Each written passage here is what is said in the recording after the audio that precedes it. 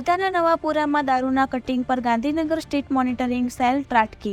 દારૂના કટિંગ પર Gandhinagar SMC ત્રાટકતા 2 4 wheeler, 1 2 wheeler સહિત બિયરના ટીન અને દારૂની બોટલો મળી 8,43,986 લાખનો મુદ્દામાલ જપ્ત.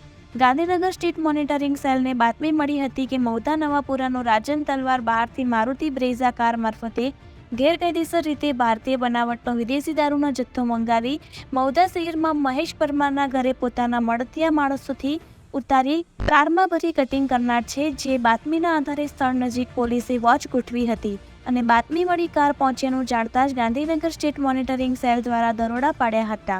જોકે દરોડાને પગલે તે જગ્યાએ નાસભાગ મચી જતા કારમાં તપાસ કરતા બિયરના ટીન અને દારૂની બોટલો મળી આવી હતી. તેમજ એક મકાનની ઓસરીમાં પણ દારૂ મળી આવ્યો હતો. નજીકમાં નંબર વગરની કાર અને એક મોટરસાયકલ મળી આવ્યું હતું.